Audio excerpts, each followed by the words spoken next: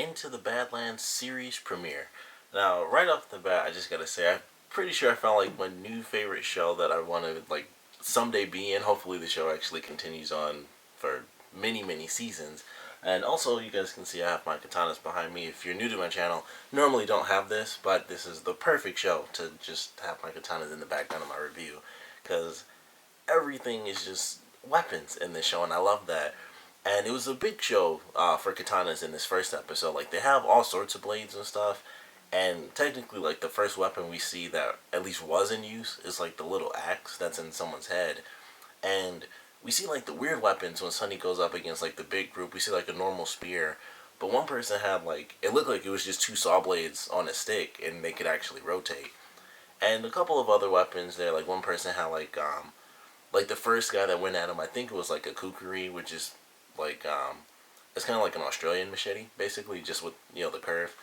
And it was just a fun episode. Like, this first episode, um, first off, a couple of things that I wasn't expecting were sort of like the super crazy moves, which I don't know why.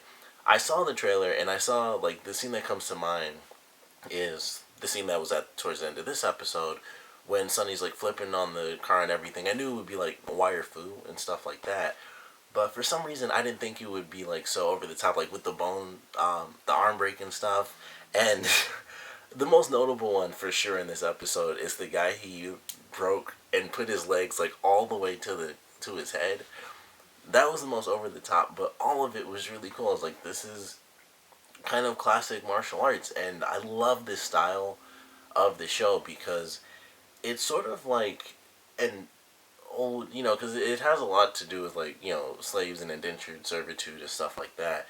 So it definitely has like an old, like sort of a slavery like feel to it, and that's certainly the era it seems to be in, because they kind of make it seem like it's almost post-apocalyptic, and then this is just how everything's restarted, and sort of like I think there are five barons, they said, so it's kind of like five separate territories, and then there are areas beyond the Badlands, but of course, those are myths at this point at least. And it was just fun. It was just a really awesome episode. Like, the first fight that Sunny has, and he's flipping, and he's just like he breaks like one dude's arm like four different times because he grabs his arm, and then he breaks, like, he flat out breaks his wrist, and then he like twists the arm, and then he breaks that, and it's like, man, he's just destroying these people. He like the first guy he killed with the spear, he stabbed through him, and then he grabbed the spear out of his back basically, and then stabbed the other guy into the tree, and it was just nuts. Like, the whole first fight was insane, and then he finds out that there's this young boy like kept in this chest for whatever reason, and it's like, why were you in there? He was paid to be found by the widow, who is one of the other barons that we find out in this episode. And we get a lot of info from, like, this was happening this season, which every series ever has had that for the first season when it's the series premiere. So we know a little bit about her, mostly from the info we got from the little promo for what's going to be coming up throughout the rest of this season. But in this one, it was kind of simple. It was like, her symbol is the butterfly. She is one of the other barons. She killed her husband, and as Sunny's baron said, and right now I only have like maybe three names, and that's Sunny, the baron's, I'm assuming, stepson. I thought he was his actual son, but maybe he is, maybe he's not, because he just has a crappy relationship with him. But his son, Ryder, and then I guess the widow, and that's about it, and that's not her real name. So those are the three names I actually remember at this point. But I like all the characters we've seen so far.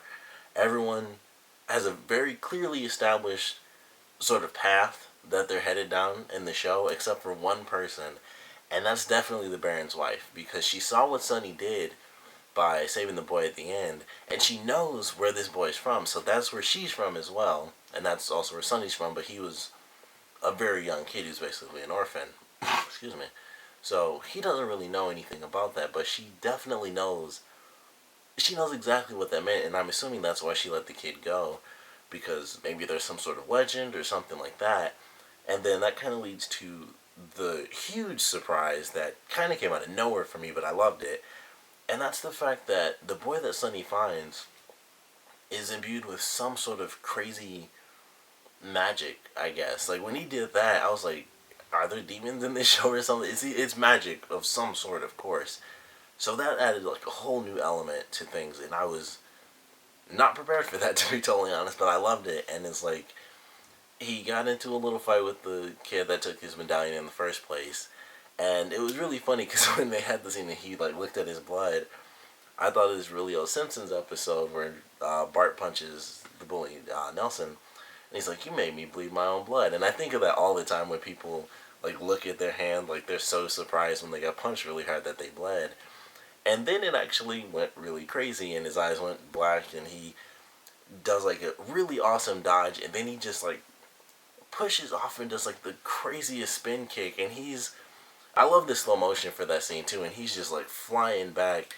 And Sonny, like, and I love how it went from like slow motion to regular motion, and Sonny's just like, oh, what's this? And then it goes back to slow motion, and he's just like flying, and all the glass shatters. It was simple at first. I was like, oh, that looks really cool. And then the one piece flew towards the boy, and he actually caught it. I thought it was just gonna be like, oh, he dodged it really fast, but he catches it and then just whips it into the kid's eye. I was like, oh man, he really messed this guy up, and he probably won't be a character anymore. Like I knew he had some form of importance because they kept showing. He was mostly the boy that they kept showing when the Baron gave like his big speech to all the newcomers, or all the like um, little boys that were trying to join his Clipper ranks. So I was like, okay, it's clear that he's gonna have some importance because they keep kind of cutting to him, or at least he's like always in the middle whenever they show a group. So I was like, something's important about this kid. And unfortunately, it was so that he could get beat up by the more important kid for the story, and then have a piece of glass like just whipped straight into his eyeball. But definitely a crazy cool scene. Then we have Sonny's girlfriend who's actually pregnant, and of course that's going to be sort of the human side of Sonny because he's like the killer. But it was clear from the beginning of this episode, like when the Baron was talking, like, oh, I found him and he was he was just naked and stuff. When he said that, I thought that was weird. Like, man, when did he find him? And then we got like the little flashes, and he was such a young kid. It wasn't as weird that he was naked, but when he first said that, he was like, I just found him like naked randomly and stuff. I'm like, where did he like what was happening when he found him? So it made a little bit more sense that he was such a young little kid, and then he's basically just brought into servitude, and that's pretty much all there is to it. But he's like the most trusted bodyguard, and he's killed, I believe Baron says like 407 or 8 people or something like that in the beginning, and then he killed, I think it was like probably 5 people by the end of the episode, and he was all of course that wasn't even counting the dozen people he killed in the beginning of the episode. So even by the end, he killed like almost 20 people, if not 20 people. So lots of tattoos on him, and I'm kind of curious if we'll see that continue throughout the series, depending on how quickly they advance things, like Sonny escaping with his girlfriend and stuff, and then getting outside of the Badlands. Because of course he won't go back, to the tattoo guy. But as long as he's under the Baron's control, like I wonder if we'll see, the tattoos kind of stretch beyond his back, because that's where they are now, and it's a ton of them, and they're all different sizes, which I think I actually kind of like just the asymmetrical design, but they look really cool as like the slanted bars with one going through. So it was just something that popped into my head. Like I wonder if we'll see them actually start to, through the series, we'll see the numbers continue to grow like all the way down his arm, and I think that'll be cool because he's still keeping track of all the people that he's killed. And we saw some other people I saw actually did have the tattoos, so it's not just like he just does that. That's his character. Like he keeps marks. I saw that on a couple of other people, but they had like they'd have like 2 slashes or like just one of the long lines or something, and then it's like he's the one who's killed like 400 people, which I highly doubt that was actually 400 marks on his back. But they could represent, one slash can be so many numbers or whatever. Which is something I kind of thought about early on too, like maybe each slash could be like 10 people or something crazy like that. But then that would be like, way more than 400. But either way, it looks really cool, and I wonder if we are going to see an expansion, throughout the rest of his body, where even if he has like the vest on, we can see the tattoo, and it might not go to his hands, But I do believe he wears gloves, so even if it did go to his hands, there's always some way it could be covered up, like, and we just won't see it. It'll just have his fingers out. But very cool. Actually, I like the designs for the outfits too. I love sort of the classic style of like the Barons. I think is really cool. They have that really old old timey style to them. The Clippers outfits are really awesome. Like the red jackets are cool. I love the vest. I think the vest is actually really sweet. And the only thing that's weird about it is that it kind of ties from the side.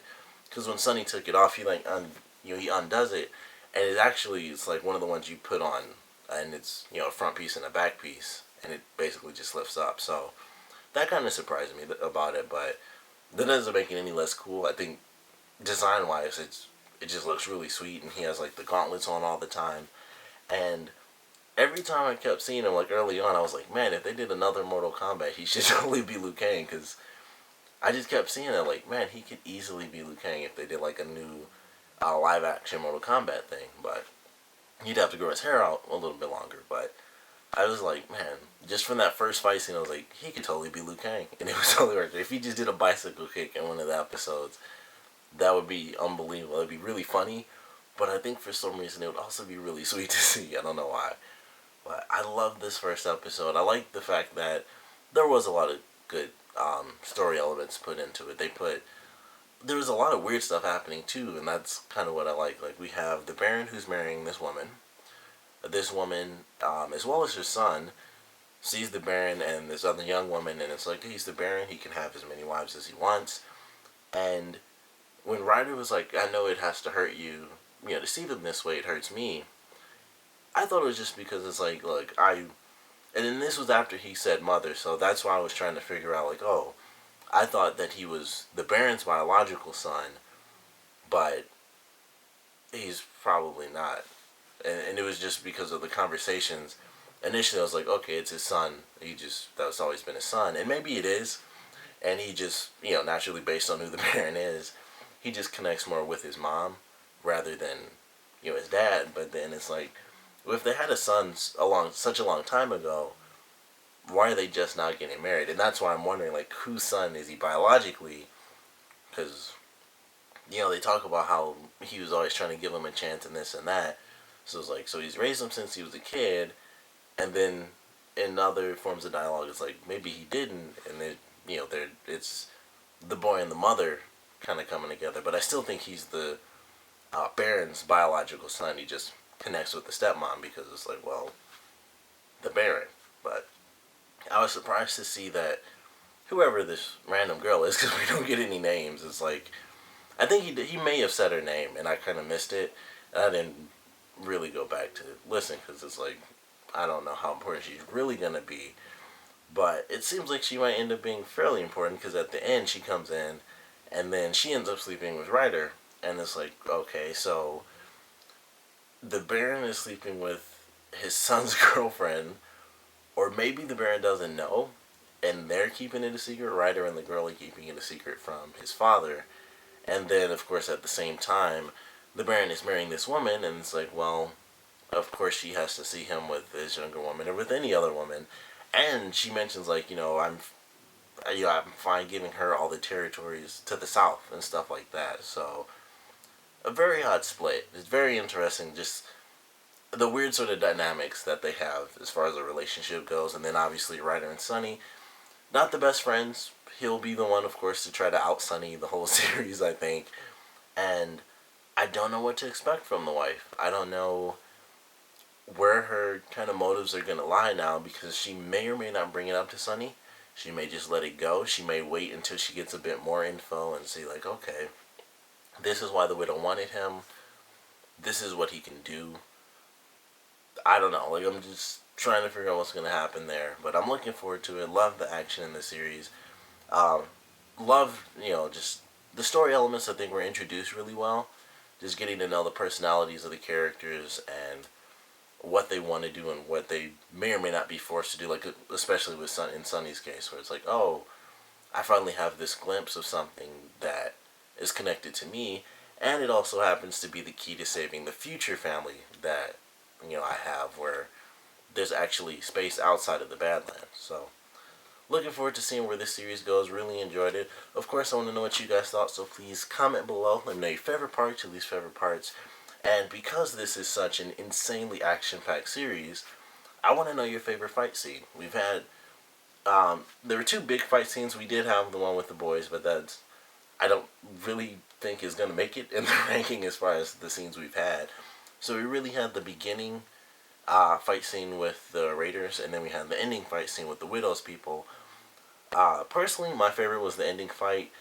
As awesome as the first one was, because it did have, for one, it had way more people fighting, and I guess technically there was more variety because he was doing hand-to-hand combat and he used weapons.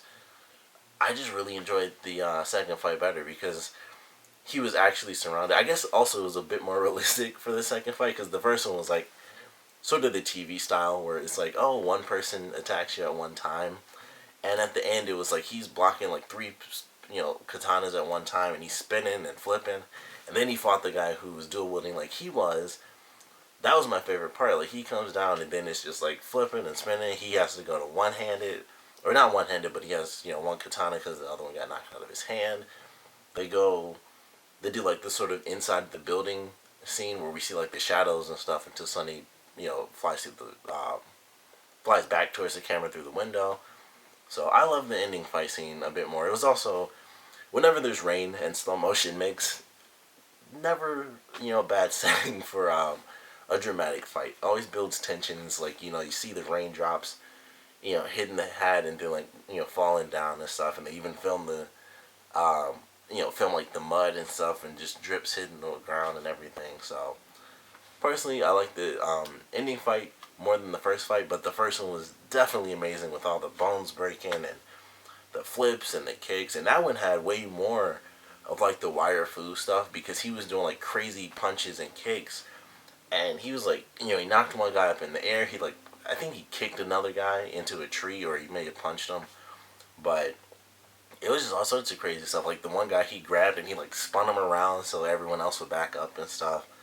Loved all of that, but the ending fight scene was just like katanas all over the place, and they're flipping and spinning off of cars, and he's countering and stabbing behind them, and he's got he's like dual wielding, which looked really cool because in the beginning he just had his one katana, and he didn't even use that, which I was like, that kind of sucks because I wanted to see him pull that one out, but he went hand to hand, which is awesome. And then he gave us a bit more variety because he didn't use it, and so we got to see him use both dual wield and single wield in the ending fight scene. So all in all, I'd go with the second one, but I want to know what you guys thought about the action scenes and of course the premiere in general. So please comment below, let me know, and thanks for watching.